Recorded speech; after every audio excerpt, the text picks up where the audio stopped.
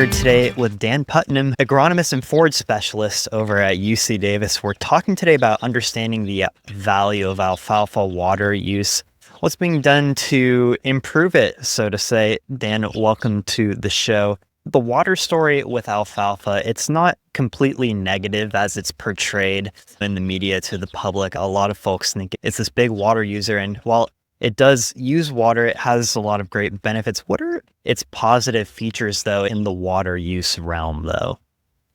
Okay, alfalfa, contrary to some opinions, is actually among the most water use efficient of crops. And that's primarily because it has relatively high yields in terms of, and the entire above ground portion of the plant is harvested. So you get a harvest index of 100% or near 100%. And also the roots of alfalfa are quite deep. And so it has this ability to utilize subsurface moisture, residual moisture, and even during drought periods that enable it to do well, even if it's underwatered in some cases. So it's actually among the most efficient of water users among crops that we grow, especially compared with shallow-rooted crops. I'll just use an example like onions are only about 10, 12 inches deep. We've measured alfalfa roots down to 8 feet, if not deeper. That is very deep. And obviously, we've improved irrigation for alfalfa to a degree. There's still research being done. Where do you think improvements can still be made, especially in California where we deal with these persistent droughts? Is there flexibility with improving irrigation in alfalfa? Yeah, so I think there's room for improvement of all of our major irrigation systems. We have 3 major irrigation systems in alfalfa: flood or surface irrigation, sprinkler irrigation, and subsurface drip, which is a minority, but we do have successful growers who are doing subsurface drip in alfalfa. So all 3 of those are options. Each one has its advantages and disadvantages, but each one of them can be improved substantially. And we're going to hear today about improvements in flood irrigation, redesigning flood systems and automating flood systems so that they're better.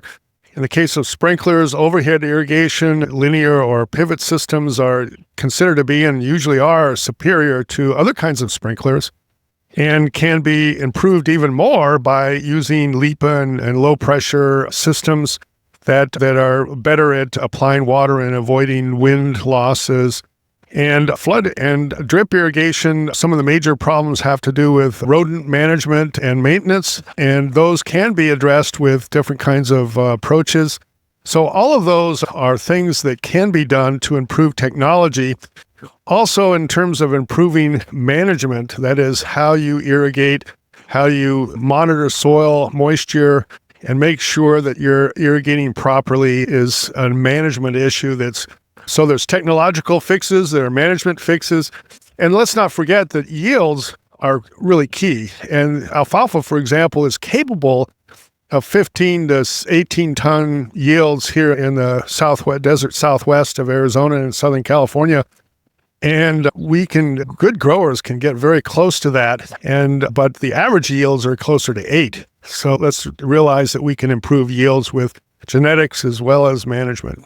Definitely. And I got one last question for you here, Dan. Obviously, improving the flexibility of irrigation alfalfa is important. I think equally as important along that path is improving its perception in the public eye, and the agriculture industry plays a big role in that. So as we improve technologies and improve alfalfa irrigation, what story do you think the ag industry needs to be telling about alfalfa, continuously echoing? Why is that important for the future of this crop in California?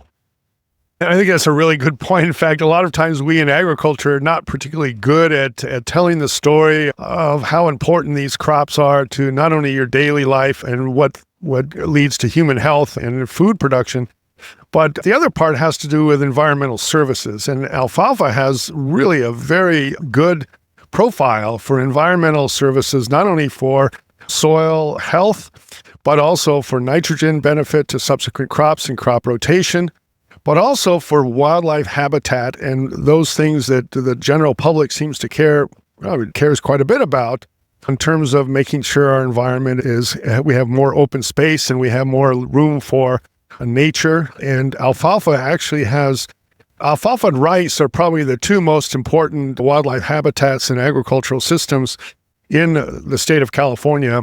And there's plenty of evidence for this. So it's one of those things that we really have valued. About 28% of the wildlife that occurs in California use alfalfa in one way or the other for either feeding or habitat. Certainly. Dan, we appreciate you coming on the show today. We don't get to cover alfalfa or forage crops a lot on the show, but we're grateful for when we do. We appreciate you being able to get this information out to our grower listeners here.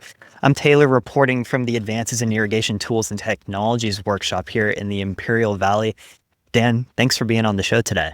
Appreciate it.